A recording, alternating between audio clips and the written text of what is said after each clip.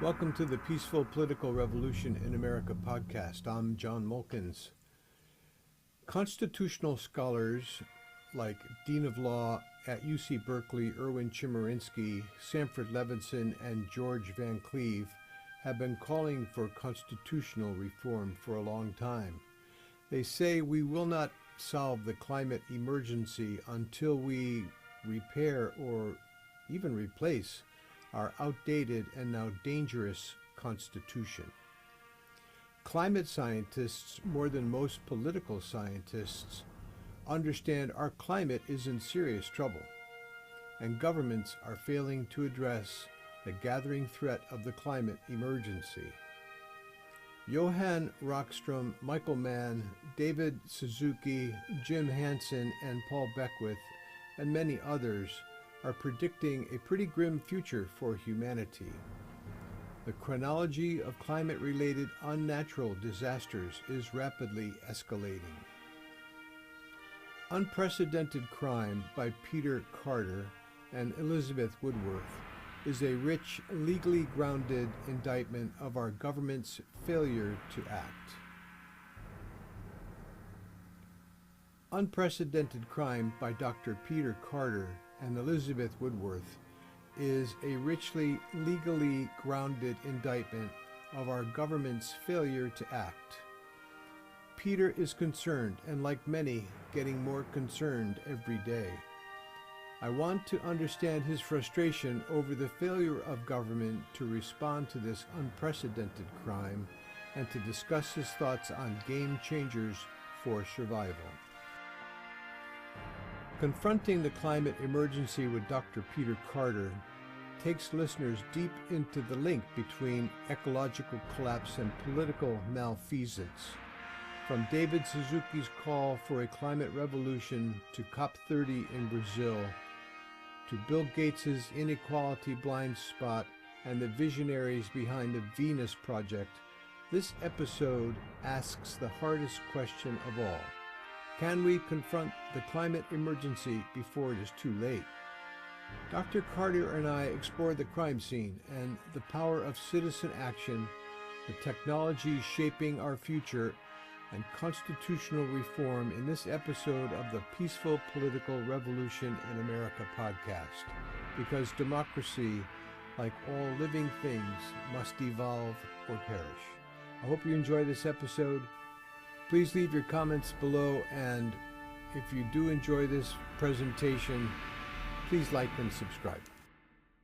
Dr. Carter, welcome to the Peaceful Political Revolution in America podcast. It's a true honor to have this conversation with you. It was a real eye-opener to read your book, Unprecedented Crime, and I think very prescient of you and Elizabeth Woodworth to lay out the legal and historical framework for what are clearly crimes against life and humanity.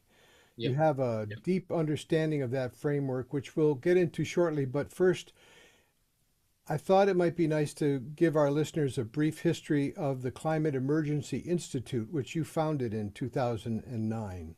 Yeah, that'd be good. So, yeah, I, I started work on it, gathering people, in 2008 as a response to James Hansen's first public statement that we were, in fact, as he put it, in a planetary emergency. But I know that he went to the UK, he went to Europe and tried to get some other climate scientists, to sort of join him as a group, and that didn't happen. So I honestly felt sort of sorry for him. So I thought, well, what could I do? Oh, well, I could do more on the climate emergency. So that's how it got started. And one of the things that eventually worked out well was that I looked and found um, uh, um, writers and thinkers and writers with some knowledge on climate change and the environment in the most vulnerable countries, like Bangladesh, and South American countries. And so that worked out all right, actually. Um, Pretty well. We just run it by ourselves now. Um, it has enabled me to, become very involved in the United Nations aspects and the climate convention. Of course, we've just had another big failure, COP30 in Brazil.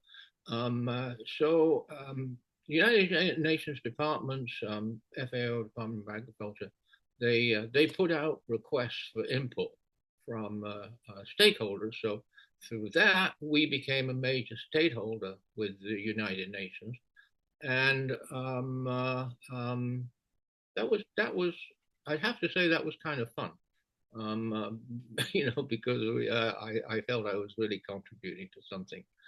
And well, that's it really. One of the best things that two really good things happened because of the Climate Emergency Institute. One was that we were contacted by, and this is in the United States, um, probably in my view, I may be prejudiced, but the best NGO in the United States, which is called the Climate Mobilization. It was initially started by Margaret Margaret Klein and another partner. I'm not good on names. It's not my age. I've always been like this, not good on names. So Margaret Klein Solomon, we had quite a get together and discussion, and that was just great. And they were incredibly successful. I mean, it was amazing because it was very largely through their work that, and they recorded, you can find it now, the number of climate emergency declarations in countries, in cities, and it goes on and on. They had hundreds and hundreds and hundreds of them. The other thing that happened because of the big thing that happened because of the Institute, I got in touch with an emeritus professor in ecology at the University of Oregon called Bill Ripple. And Bill's he's in a sense he's an unusual scientist in that he's not afraid to get involved in value judgments, ethics, and all that kind of thing. And so he initiated with a group of other scientists a second call for humanity. Now it's called, what was it called? Oh yeah, the second warning to humanity. There was one in 1990, like long, long ago. And back then it actually did get a big publicity. So Bill Ripple and his team, and then he got more and more scientists involved because they published a warning. The first one was a warning to humanity. And so he published a paper called Warning on a Climate Emergency. And then he got more and more scientists on board. So this was very, very successful. I was just sort of watching it really. But and Bill Ripple now is he publishes in a journal, Oxford Journal actually. He publishes every year now a state of the climate, and he always explains and he always includes sort of ethical terms, pushing scientists and all of us, to sort of come on a little bit harder on responding to the climate emergency. So that's sort of what I remember. Well, that's great. And you begin the book with a description of Jim Hanson's effort to inform the public and the government about the threat of global warming, right? Going back to 1980, I think it was. And in chapter 2 of Unprecedented Crime, you write, the denial of climate change science by corporations and the institutions that govern and inform society is the worst ever crime against humanity. But, this goes to the point of what you were just saying, that people have been trying to warn us for a long time, but there's this denialism that's going on. What can you say about that? Of course, we were both well aware of the denial campaign, and I'd been following it since it started actually in 1989. The big American corporations, when when the first IPC scientists got together, and it was clear to the oil and gas corporations that this was going to have an influence on the public and it might risk, right, their profitability from their oil and gas businesses. So they launched this hugely powerful, heavily funded campaign back in 1989. It was called the Global Warming Coalition. And over the years, of course, we have had published articles, researched articles, very thorough, documenting the extent of this crime. When I'd gone through and written the book, I realized it was more than a crime. It was an unprecedented evil, in fact. I mean, we're talking about the survival of most life on Earth now. So we were amazed, and Elizabeth and I, sort of, did what authors always do. Who else is out there? There's nothing else out there. Nothing. We couldn't believe it. So okay, so we had a clear path forward, and James Hansen, largely through Elizabeth Woodworth's contacts, James Hansen gave us a forward for the book. I mean, that was amazing. That was a real great launch for the book as regards to science. And of course, Hansen is still active. He's getting up there, that's for sure. But he's still as sharp, and he's doing very recent videos on his science, and what he's concerned about, because what he's finding. And as always, in a sense, James Hansen, and he gets a lot of other authors. You get the impression it's just James Hansen, but on his papers, one was called Global Warming in the Pipeline. That was his first one, because he used the term long ago. And he has had a very clear view of what's going on, in my opinion. I've been following him for 20 years, and it's just stunning that his message is not getting through this propaganda that's being put out by these corporations and, to some degree, our own governments. I mean, we have a climate denier in the White House right now. Oh yeah, and virtually all the governments in the world are subsidizing fossil fuels still. The very best government in that regard is Sweden, but they still have a way of sneaking in a little bit of encouragement to the fossil fuel industry. So the campaign of climate change denial has been, of course, extremely malevolently successful, right? They're more active than ever. I actually post every day on the science. It's hard to keep up with it nowadays. There's so much coming in. It's all bad news, basically. And yeah. Yeah, it's really it's a struggle right now to keep up with everything that's going on. There's so much information and disinformation that we have to sort out every day. It's a challenge. It's also, I think, a great opportunity, for example, to meet and talk with people like you, and to develop a conversation that is sort of helping to glue the movement together, so that we can be both more effective and more powerful in our voice. So that's partly why I do this podcast. John, I obviously, in short-term retrospect, the work that you've been doing has been more than valuable, right? Because we now, of course, we now have the most powerful Republican Party, which holds the United States government. So the most powerful government in the world, who is an aggressively climate science denial, but also aggressively doing anything with regards to mitigation and doing everything possible to push more and more oil and gas production from the States.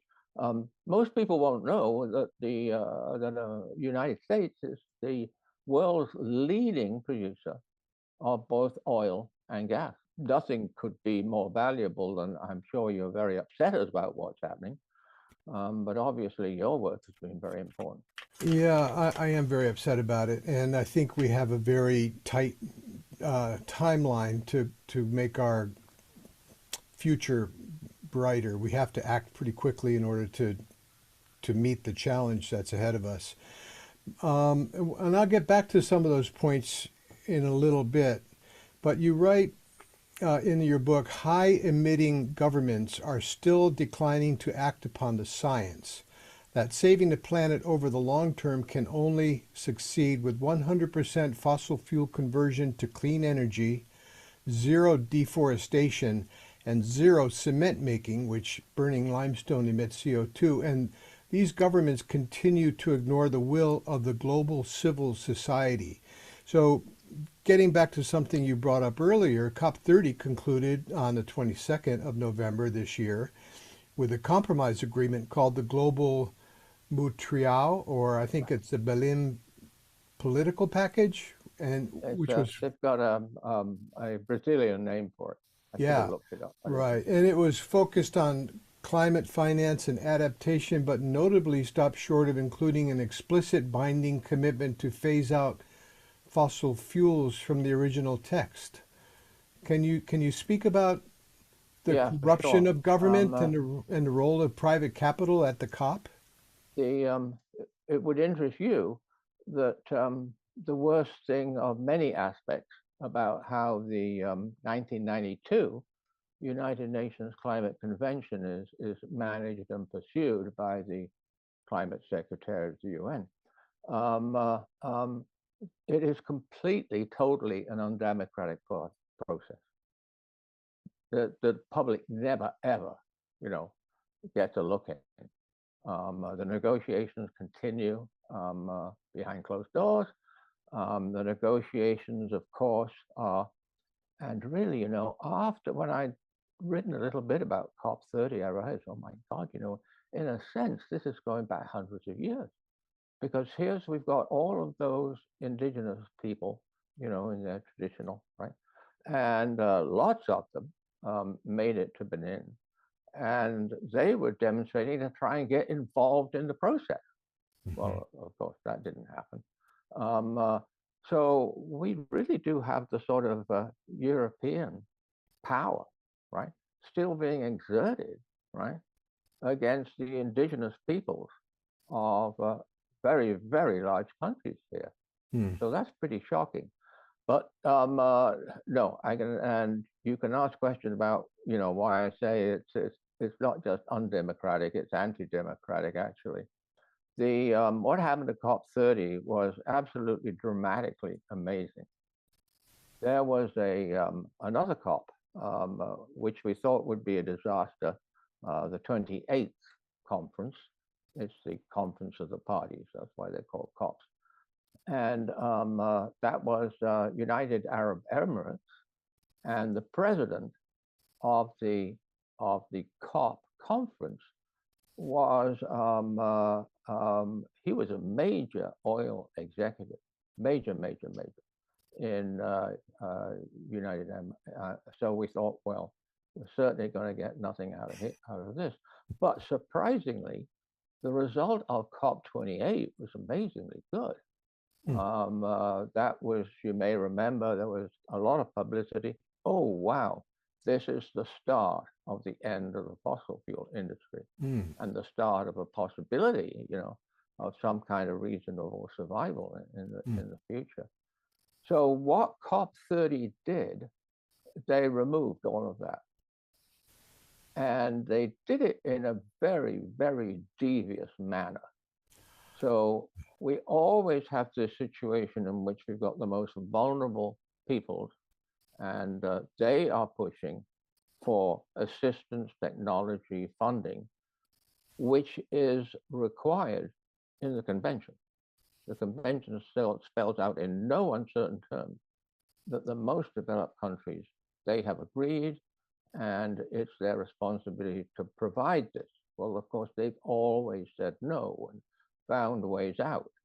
And so we had this last minute thing in COP30. All of a sudden, everything was gone. It was unbelievable. In COP28, we even had coal in it, for heaven's sake, you know, as well as oil and gas. And it was very specific in COP28. It was, I was absolutely up in the air about that. Huh. So COP30 comes along and bang. The COP presidents have a lot of power, John. So there's one person. In this case, it was the Minister of Energy and Environment, which is a very interesting combination for a ministry. Right? Uh-huh. And so, yeah, he managed to, what happened was that fossil fuel phase out was in the text. And then the last night in the morning, it was all gone. There was absolutely nothing related in any way to fossil fuels in that text. So the International Environmental Law Association, which is based in the United States, they wrote a very good appraisal of what happened there. And they said it was an empty deal. So they have a long text, and they acknowledge how bad things are. You know, they go through that. But then they leave us with absolutely sort of no power, you know, to further what we have to do. And it is a survival issue now. It was called an anti-deal, huh? If the management of the convention could be democratized, that would be very nice. Because I suppose one thing about COP is that people learned that the vast majority of countries wanted to phase out of fossil fuels. Mm-hmm. Show you how bad it is, there's a unique provision for voting in the COPs. It is unique because it requires unanimous consensus, all unanimous and one person objecting, which means that the oil corporations, represented by their governments, of course, they have a veto, which they've exerted for 30 years now. And they've exerted it in no uncertain terms in this one. I managed to discover that there were 5 countries that were involved in the opposition. So we had 5 countries that managed to remove everything of any significance from an agreement on what we can do about climate change. Do you know what 5 countries were responsible? Yeah, my memory is not so great, but of course, Saudi Arabia, Mm-hmm. Russia, China, which is very disappointing because, of course, China has a lot of power, a lot of influence. Nigeria was one of them. Of course, the United States wasn't even there. And that was a pity. I mean, you know, people pointed out that previous governments, the United States had always been, you know, on the side of, yes, we need to do something. You know, so it wasn't enough, obviously, but it was a positive aspect from the point of view of the COPs. You say that it would be great if the COPs were democratized, if I heard you correctly. I feel that way about the United States. I mean, we have a 250-year-old form of democracy that was the first democratic republic ever established through deliberation and a vote. And it was a very timid attempt at forming a democracy for a lot of different reasons. They really created a system of, I would say it's a system of fairly strong minority rule. Because of the way the Senate is structured, and the role of the executive having such strong veto powers, and the we end up having a two-party political system, which doesn't help very much in forming a consensus around a lot of issues, and so there are a lot of structural issues with the Constitution, which I would argue, which I do argue, prevent the majority will on a lot of issues from ever being expressed, let alone represented. And for me, and for some of the constitutional, actually many of the constitutional scholars I've been engaging with, their conclusion is that our political system, our 250-year-old Constitution, is becoming more dangerous now because of the way it is preventing clear democratic outcomes from happening. In Chapter 3, State Crime Against the Global Public Trust, you write, "The U.S. government's stunning failure of political will to take sensible and sufficient action to curtail its deadly continuing CO2 emissions should be addressed as a state crime." What progress is being made, by Julie Olson and Our Children's Trust, for example? Are we making headway in the court in this respect, and who is going to hold our government accountable for a state crime? No, we're not making really any progress, and it's exasperating and very, very, very deeply upsetting, that we're not. And the reason why I say is it's the most vulnerable population on climate change is children, right? And children are vulnerable and impacted more by every single impact of climate change. You look at everyone, children are most badly, most severely impacted. So the best hope from our point of view of something happening was when the Our Children's Trust, it's called, and they essentially sued the government and some government departments, and this started in 2011. They have been through hoop after hoop after hoop within the process, and only a month ago was their opportunity to have a legal voice completely shut down. Now, it might have been shut down anyway, even if it was the Republican denial campaign. And I remember, must be probably 5 years ago, in which they were arguing with or presenting, appealing to the Ninth Circuit. And of course, their opposition was the government, right? So the opposition was the American Attorney General, I guess, who made a statement that you do not have any rights of a future under climate change. You have no rights. That was a specific statement. And sort of when you look at our law, it's right. We, unlike the principles of the indigenous peoples, we actually, the future generations don't have any rights under what I've looked at so far, under our democracy, right? Which is extraordinary, right? That our most important people, our children, they really don't have any rights. They don't have any economic rights.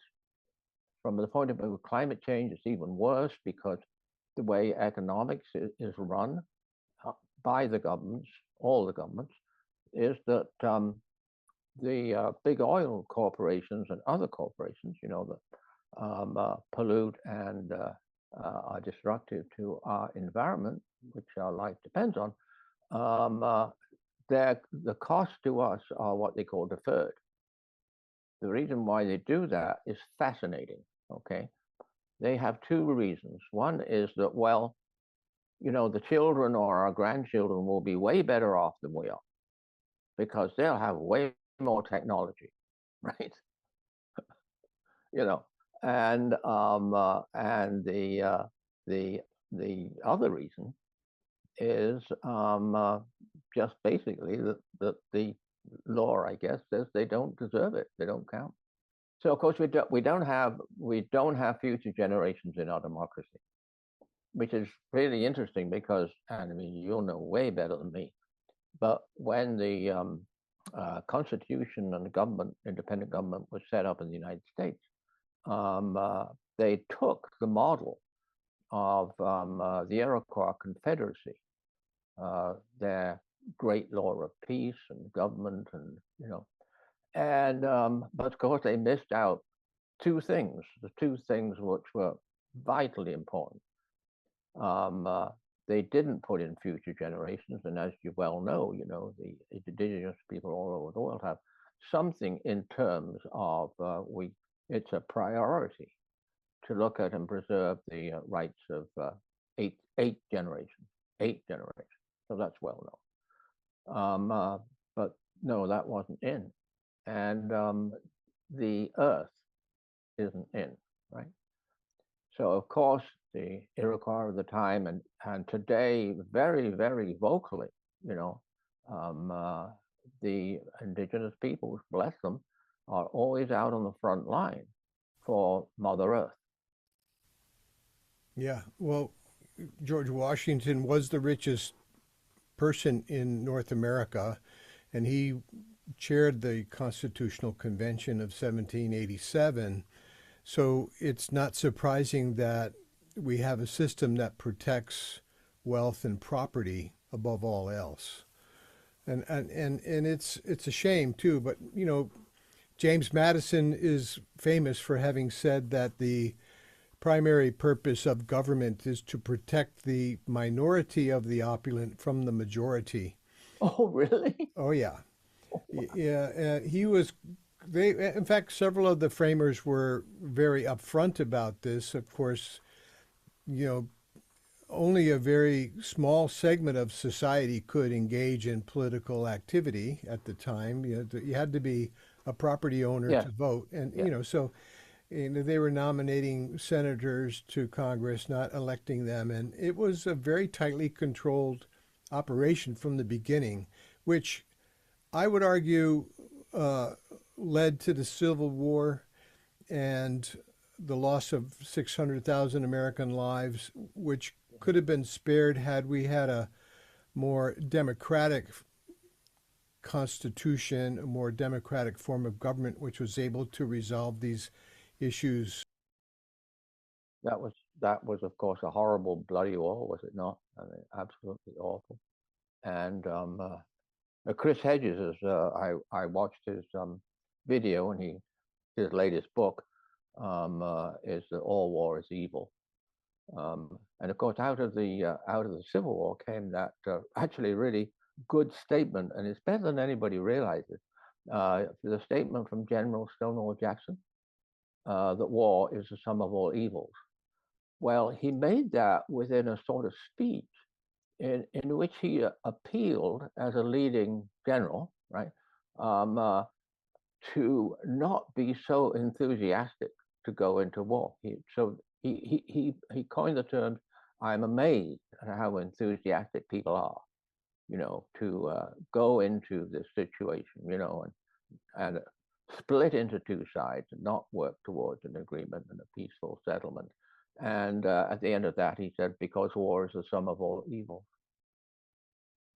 No, I mean, socioeconomically, and I remember reading this long ago, one of the things you must avoid in a government is to allow an extreme of wealth and not wealth.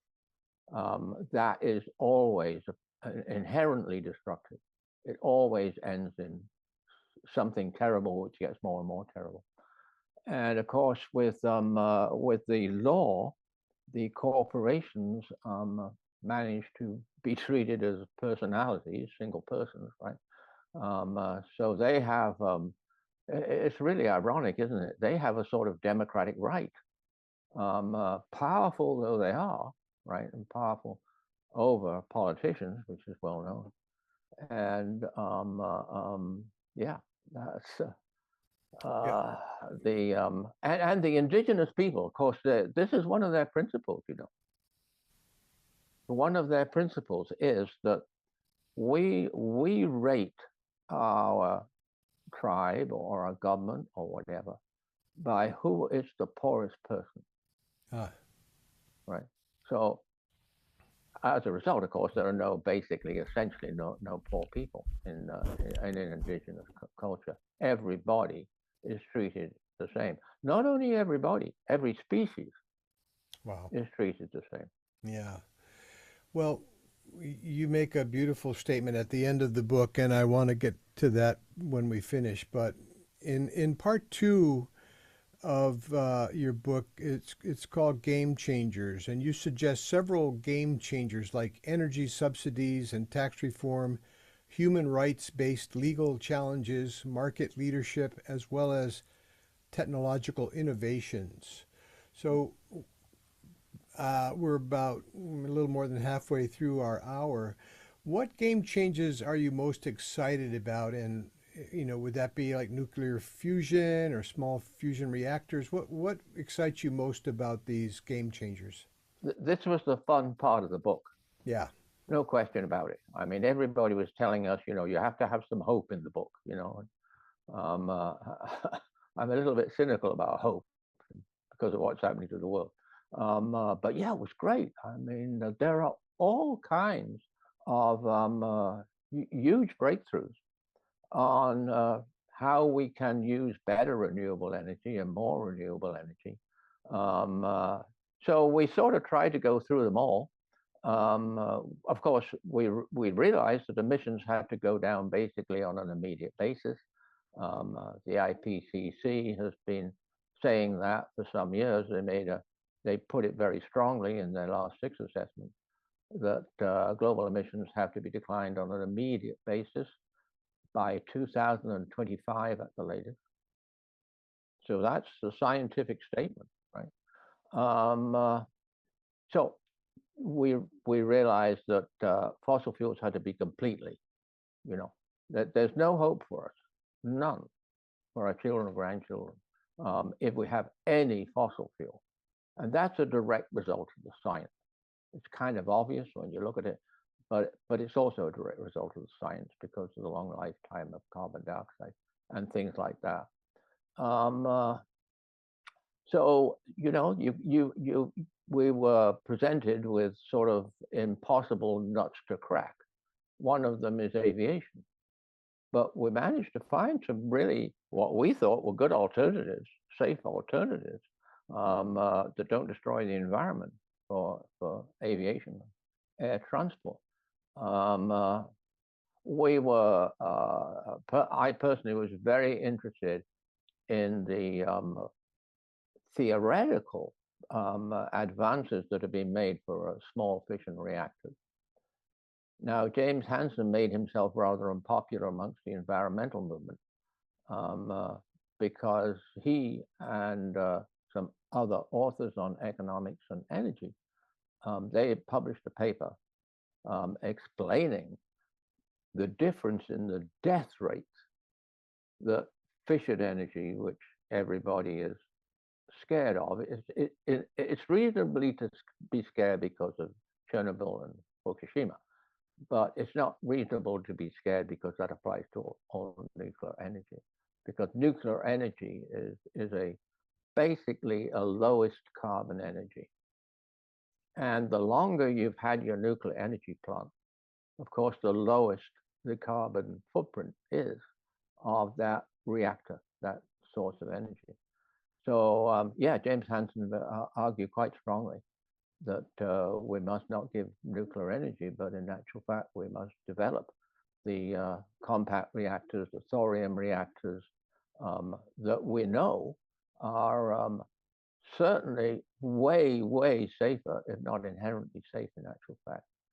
And there was a time when people were looking at a tiny nuclear reactor for every town and couple in every city, because that's all it would take to run a whole city. So we got into that. Um, of course, the other aspect is our food production. So we have to transform our energy production.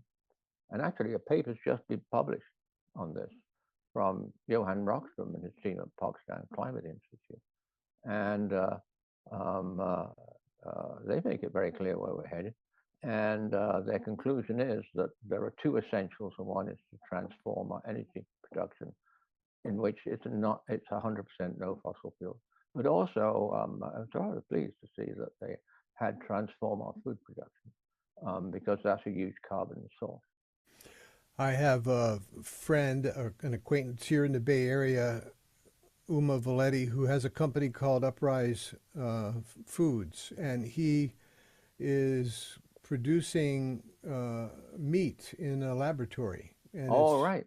it's identical, beef, chicken, and I think Yeah. he does pork. And he has been having a very difficult time introducing this into our food supply because the meat and dairy lobbies Yeah. have a vested interest in seeing him not be part of the game. And of course, I've noticed the meat lobby coming on strongly, because of the success of the development of vegan foods, which mimic everything we like to eat.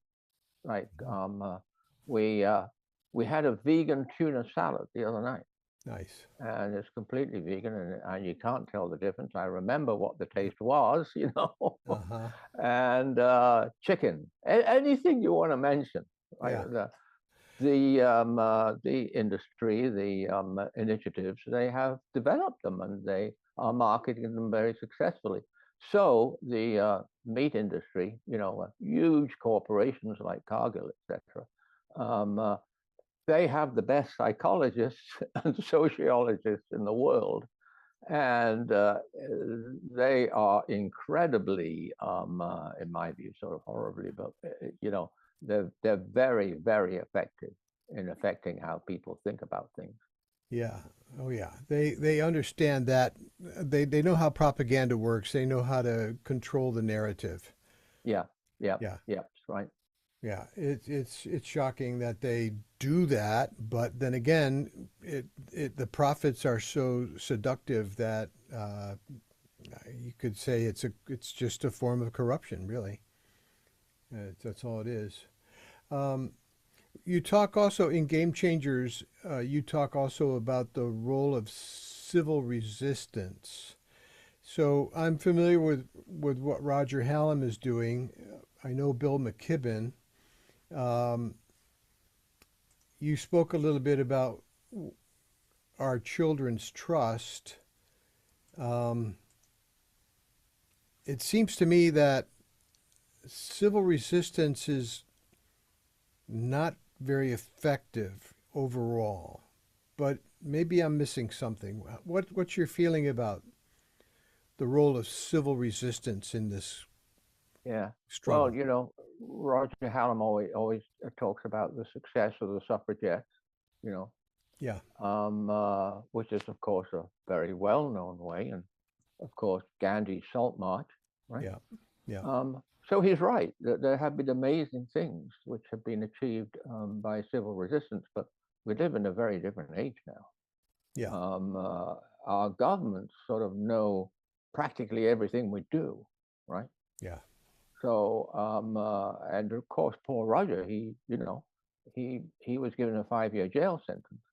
yeah, They let him out recently, so that was okay. But pretty nasty, really pretty nasty. Civil resistance, of course, and Roger said this, and he expected, masses of people to come on side. That's what it depends on.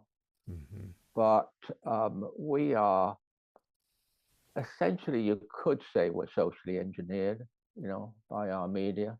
hmm, Certainly, it seems to be that way now. Everybody lives on a screen, right? One way or hmm, another, yeah, and the adverts are always popping up, right? and they choose what you look at. They have algorithms on all of us individually, right? Mhm. So I always thought that the chances of a non-violent, which it has to be, of course, revolution were not good because you have to have masses of people. But I thought I was probably wrong when I saw Extinction Rebellion develop. I mean, that is an incredible story. Yeah. But then, of course, COVID came, and they lost the momentum. Yeah. So there is a smallish organization. I've met some of scientists, super scientists, the best, for scientists for Extinction Rebellion. So, and I mean their term was brilliant, absolutely brilliant, right? Because we're headed for virtual extinction, if not extinction, right? And so you have to survive, right? The only way you're going to survive is to rebel. I would say, in my understanding, at least of our political system here in the United States, that, and I've been criticized for saying this, but in George Washington's farewell address, he says the basis of our political system is the right of the people to make and to alter their constitutions of government. This was a very well understood principle back in 1787 because it was only 11 years after we had our War of Independence, which was all about that. Mm-hmm. It goes back to the Declaration of Independence, and it's again reflected in Lincoln's Gettysburg Address when he says, "A government of by and for the people shall not perish from this earth." Democracy is a constant project. We have to be vigilant about how our political systems work. So if I were to say civil resistance was important, I would put it in the context of how we organize to make sure that our political systems remain democratic and actually become more democratic over time.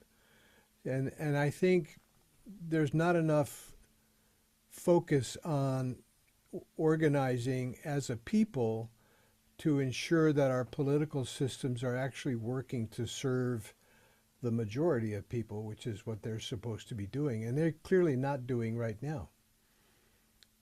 So, question, John. Education. Are people educated adequately, to be effective citizens in the best kind of way? I don't think they are by any stretch of the imagination. I've been working in this area for 10 or 15 years now, and it's taken me a while to get the language and the understanding in order to express to other people in a simple, kind of straightforward way how democracies are supposed to function and what they are supposed to do. And I found out in the process that a lot of Americans don't like democracy. There's a real internal struggle going on in America about whether or not we even are a democracy. So I think now, because of what's happening both with AI and inequality, education, healthcare, and the climate emergency, we really need to pay attention to how our government is actually functioning and ask ourselves whether or not we want to be a democracy, and if so, what does that mean, and how do we become the best democracy on the planet? Because we are the strongest, most advanced country on earth. And if anyone, I think, has a moral obligation to be a strong democracy and a vibrant one, it would be the United States. But yet we're ranked 29th on the Global Democracy Index, which is, I think, a shame, and we ought to do something about it. But the answer to that is to create a more democratic and more effective constitution. And political scientists understand what that would look like. but organizing the American people to understand it and to support it is a whole nother conversation. But we're working on that as well. That's very interesting, John. So you're talking about a sort of updating and revision of the Constitution so that it can, work, and it can work in the times that we live in. Absolutely. Okay. It should. I mean, Jefferson said we ought to review our constitutions of government every 20 years. Certainly, he felt every generation should do that, but we have failed to do that in the United States for 250 years, essentially. The people have never really reviewed their constitution or considered improving it. And I think therein lies the problem, and that is why this minority of corporations and minority of elites and special interests have a lock hold on our government, and the people's voice is not getting through. But if we were to Yeah. further democratize the Constitution, boom, it would be game over tomorrow. Mm. Oh, you mentioned Jefferson. Um, uh, so I remembered his, which I learned about long, long ago. I learned about the banking system, and Jefferson said that he was more afraid of the banks than standing armies, because if ever the banks got to, take over the government, and the banks have completely taken over the government. Now, with respect to climate change, there's a group of NGOs that do a great assessment. They bring it out every year. They now call it Banking on Climate Chaos. Very, very thorough, right?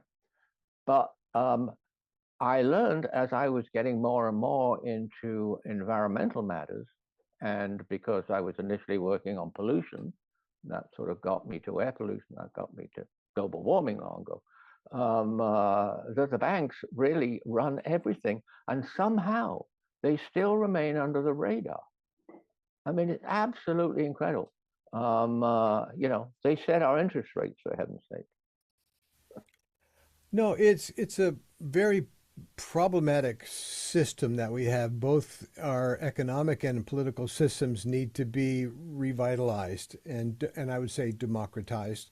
I think true majority rule is the best way to move forward into the future. We have this incredible transformation of our technologies taking place before our eyes, and who's in control of it? Who's determining how it's going to be used and for what purposes? I mean, it's stunning to me that we're not very concerned about this more and more corrupt minority of elites that are basically controlling the planet. And it is like 70% of the human beings on this planet are living under some form of autocracy or minority rule. And I think the United States has a uniquely moral obligation to be the best democracy, and that is to establish true majority rule in the United States. I think that would have a profound impact on the rest of the planet and the world. And I really and truly believe that we can and will do this.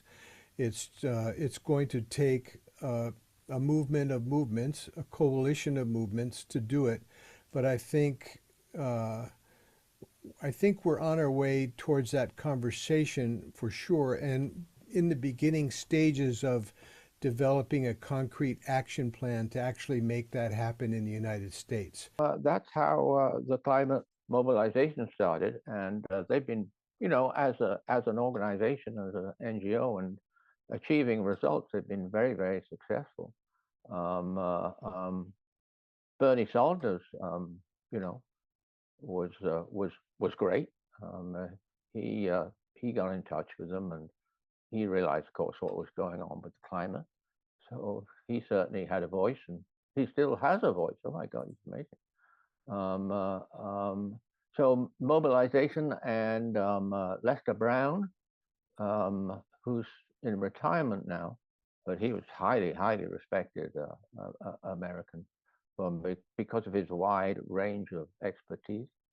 So he wrote a book. Actually his last book was a book on mobilization to save civilization.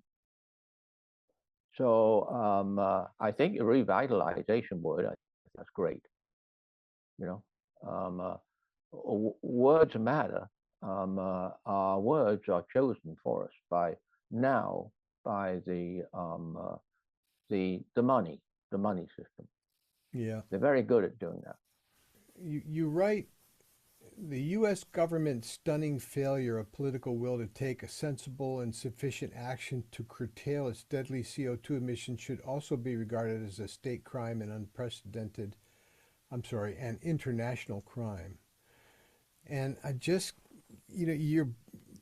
that's the core of your book, core message in your book. I just have to ask who who is going to hold the United States accountable unless it's we the people? And I don't see that happening uh, anytime in the near future. So I mean, we have the United Nations. There's always been, I'm very well aware, there's always been a very strong movement in the United States against the United Nations. This America must run itself and be completely independent of anybody else. And then, of course, they say, I mean, it's world government. So that, I know we have that part of the United States certainly as being a big problem for progress. But there always have been progressives, right? In the academic field, in the social field, and public field, and we still have progressives. Um, they're probably not recognized as well as they should, or recognized maybe as as well as they were. One of the things that I followed in my work, which has been a change, um, we of course we're a very complicated civilization, so that's one of our problems, right? Very, very complicated, and our populations are huge, so that's a problem as well. Um, but the what I has come about and is very firmly established now is that we have a triad of governance. We have governments, we have corporations, and we have civil society. So, in my understanding, civil society is a sort of fairly new idea, but definitely government people, politicians, administrators, they understand that's how things happen by a communication between these three, right? So, of course, one of the three is corporation. Um, uh, and, I guess it's particularly interesting today that Mussolini's definition of fascism was his great statement or interesting statement for people like me. Well, you could call it corporatization because really what I'm talking about is a marriage between the government and the corporation. And democracy really is a big opposition to that, right? I mean, that's what I guess a lot of people like me would see it as being absolutely vital because it can take on, that idea, which, of course, can get very popular as we've seen. But we have to have everybody understand. We take too many things for granted, don't we? General population quite reasonably thinks that everything is run, right? Everything is taken care of. That's one of my problems with climate change because people think, well, we have these big conferences, right? Every year, and we have the IPCC, and so everything's being looked after, right? Well, of course, it's not being looked after at all, and we're all getting very close to over the cliff, if not over the cliff.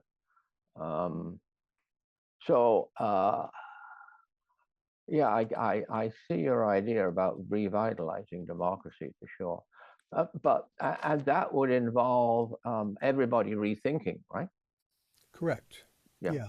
they will get involved because democracy is being updated or whatever I want to say. That should be of interest to a lot of people. Yeah. I think it is. I think I used to bring it up 10 years ago to strangers, and they would always respond with, well, that'll never happen in the United States. And in just the last few years, people respond now. Strangers will tell me, oh, of course our Constitution is terrible, or of course we need to have a better form of government, and of course there's a lot of corruption. And, so there's a greater understanding that our government isn't functioning the way we would like it to.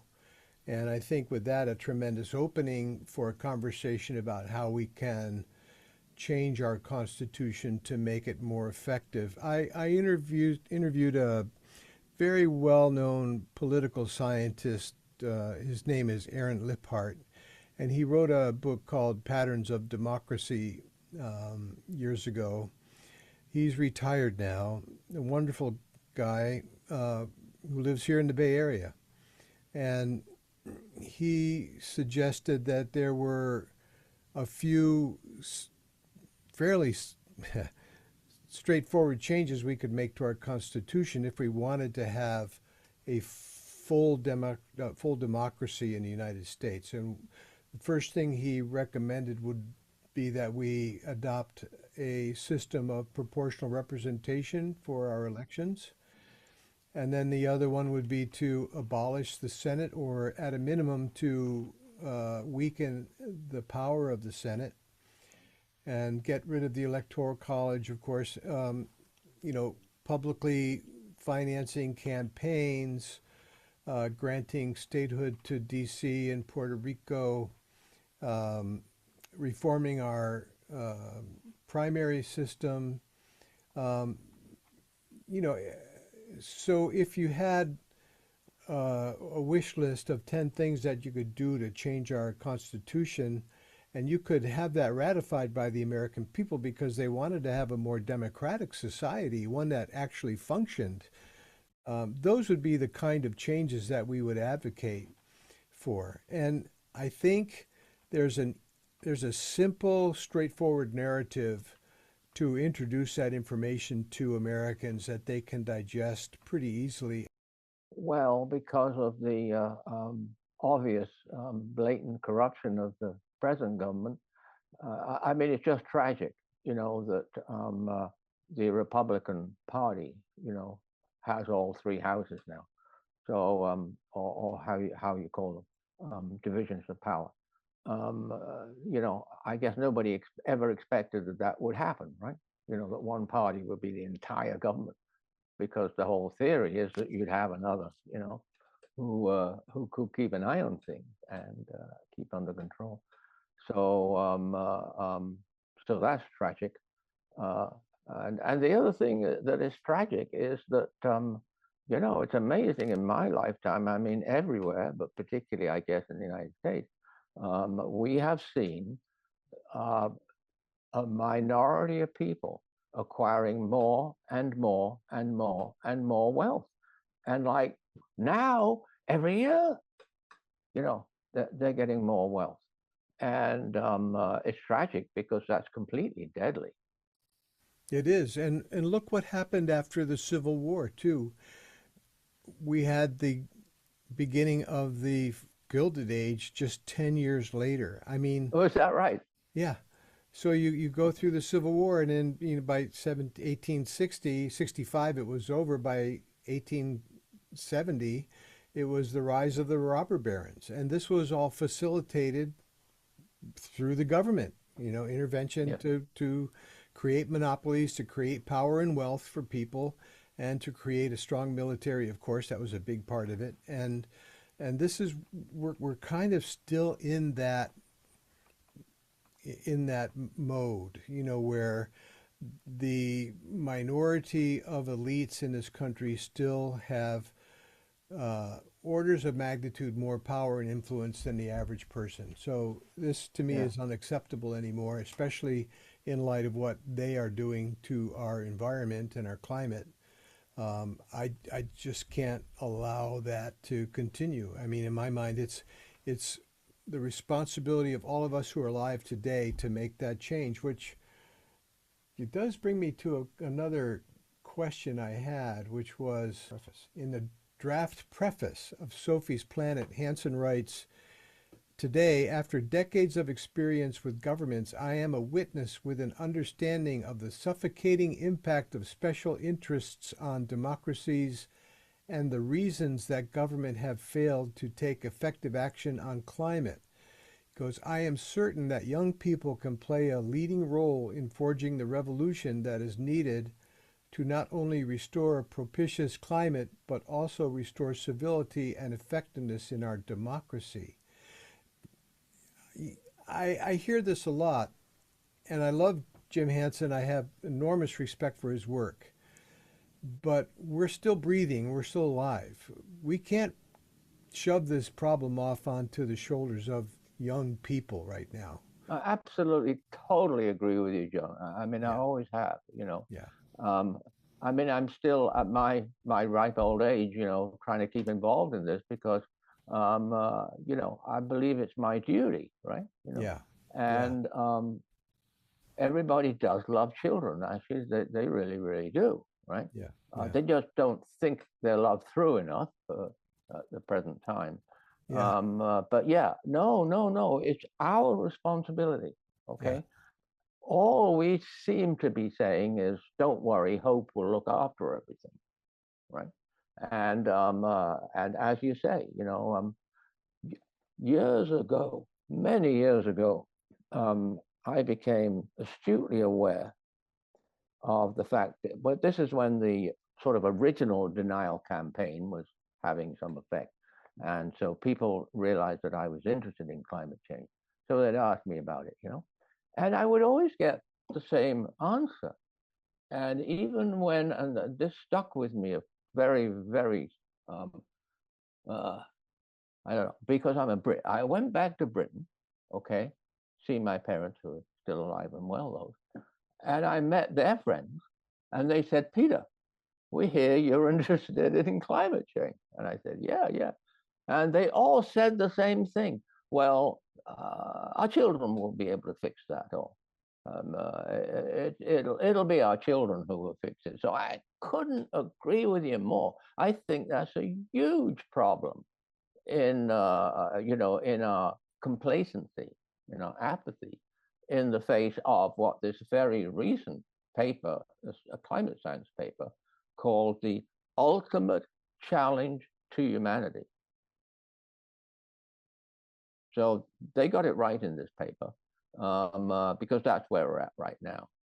And you know, it never, ever, ever occurred to me that the powerful fossil fuel corporations would continue and make sure they could continue as they were watching the planet go down. You know, I mean, I think that was just, you know, too criminal, too evil for, you know, for me to consider. I think it's critical to understand that this is a system failure and that we have the means to organize peacefully to fix that. It doesn't have to be a bloody or violent revolution. In fact, David Suzuki was talking about a climate revolution, but he says it's an urgent call for fundamental societal change to address the climate crisis, arguing that the current political and economic systems are inadequate. Is it time to create new political and economic systems in your mind? Do we have adequate systems right now? Well, I don't believe that we can develop a truly democratic working. I mean, we're talking human rights, right? Sometimes people forget about that. When we're talking democracy, we're talking human rights, right? So we've got to start with helping people really understand that, right? Um, so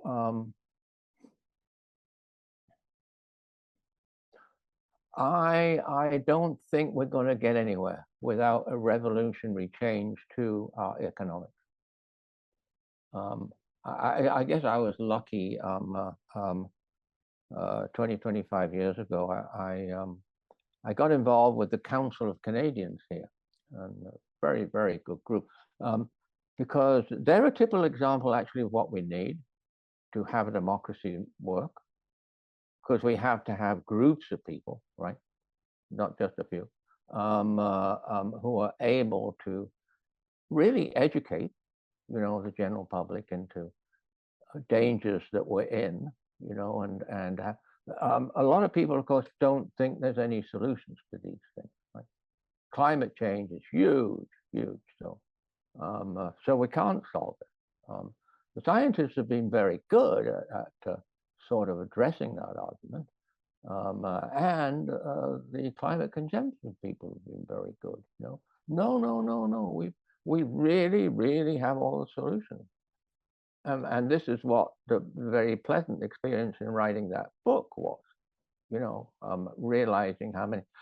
I did a post on Twitter and Facebook probably 6 months ago. Oh no, I did it in February, and somehow I took a look at the media, how many advances were being theoretical, but also being pursued. We talked about the vegan food, which great success. There were it was ridiculous how many of them there were. So I guess they'd be called the entrepreneurs, but I often think, look at what's happening with solar energy. It really is literally taking over the energy of the world. It's not taking over the fossil fuel corporations, but it is taking over the energy because it is providing more and more and more and more and more. And so one of the things that I've tried to do, I don't think I do it too well now, is to explain that the choice is between the worst of all possible worlds and the best of all possible worlds. Because I believe Chris Hedges is right. I believe that war, is an absolute fundamental evil, which is destroying everything that we want to do, right? And so there are, I know, and you'll know that there are democratic movements that are also opposed to war and who are looking for a world without war. Well, if we get our fossil fuel, right, and we get on to renewable energy, it's not only a completely different world, it's a completely different us, because it's a completely different way that we would behave, right?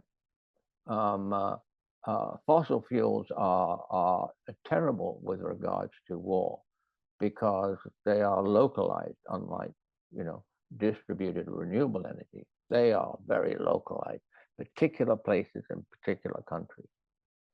And so I've certainly followed up on that. We end up, I think we end up with Jefferson's money power, which I think is a brilliant term of phrase. We have to be afraid of the money power, and we have to keep the money power in check. Yeah, I'm hesitant to bring this up because it's a bit controversial, but I have been working with people here in California who are working on what's called the Disclosure Project. Congress has had now 2 hearings with people testifying under oath, people from the intelligence community and the defense community here in the United States, about this reverse engineered technology that is going on. Supposedly the United States has been in possession of advanced off-world technology for a number of decades now, and it's been reported to Congress that they're working on trying to uncover what is actually going on, because it appears that this program was kind of shifted off into the private sector decades ago because it was essentially too hot for the government to even handle. It was too complicated. Now today, in fact, just the other day, there was another documentary that came out called The Age of Disclosure. In it, about another 30 high-ranking intelligence and military officials come forward to talk about their direct experience with this technology. It could, if it exists, completely change the landscape for how we power our civilizations, because according to the reports, they have a form of zero-point technology. They can generate as much power as you can possibly imagine without creating any pollution. What is the requirement for disclosure? What's the idea that people need to disclose? People are trying to get the government and the private corporations, the aerospace corporations, to disclose what they know and what they have Oh, I see. in Okay. terms of this technology. Yeah. Yeah. And it's a growing movement. I'm working with people here in California who are organizing state by state to put pressure on their Congress people to disclose what's going on. And in part because if this technology exists and if we know how to use it, we could end the fossil fuel addiction tomorrow.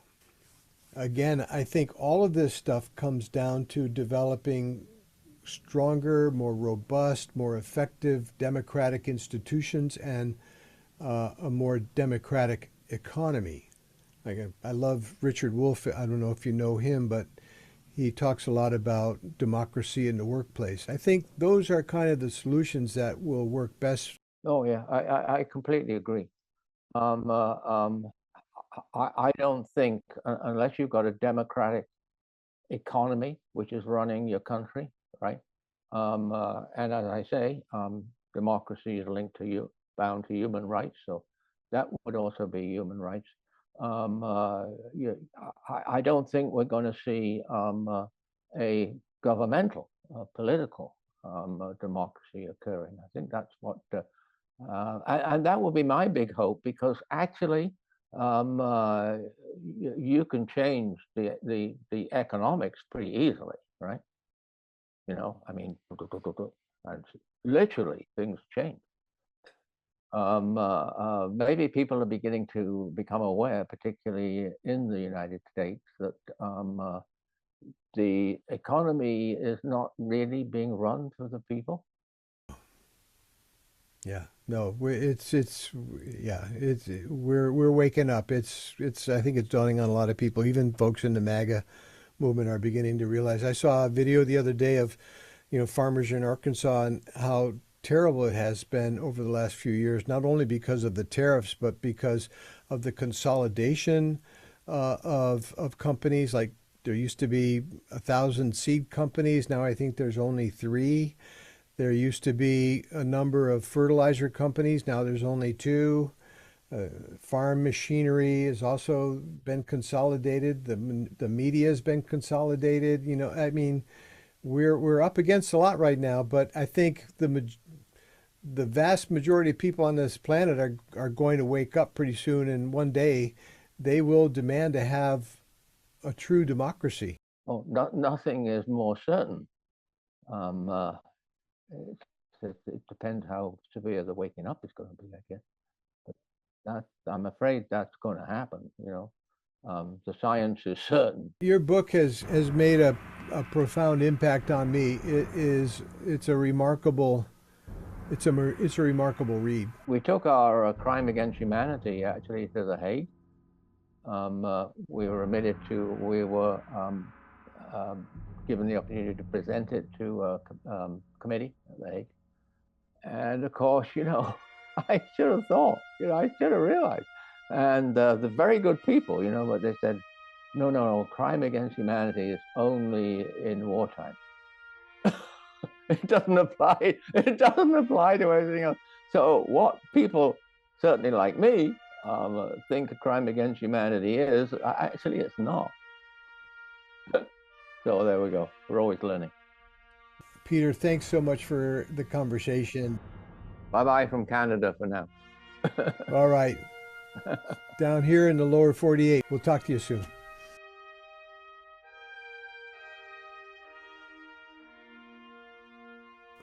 I mentioned earlier in the episode that Peter finished the book with an epilogue which I wanted to share with everyone. One of the deep and enduring truths of life is that human beings are at their most sublime while immersed in the fullness and richness of the natural world. Our inborn spirits rise to meet the overpowering beauty of the eternal wilderness and the ocean. This is what we came out of eons ago, and this is our ultimate nature and truth. It takes priority in our depths over everything that modernity offers, and we are now at that place where we must fight to regain its priority in our collective decision-making. The great spirit that inhabits all creation lies both within us and without us, yet humanity endlessly seeks this spiritual outside as if it were somewhere beyond us. In fact, this unlimited spirit is already present in us at all times. It is simply a matter of inviting it into our awareness as we focus on the gifts of life, the beauty of the natural world, and of our families, friends, and animals. If we make a daily practice of remembering that this larger reality is both present and self-sufficient within us, we will surely be able to do what we know is right for the planet and for all who come after us. It is from faith that this spirit is ever available to all humanity that we have written this book. My thanks to Peter Carter once again, and to Elizabeth Woodworth for their wonderful book, Unprecedented Crime. Until then, stay safe out there.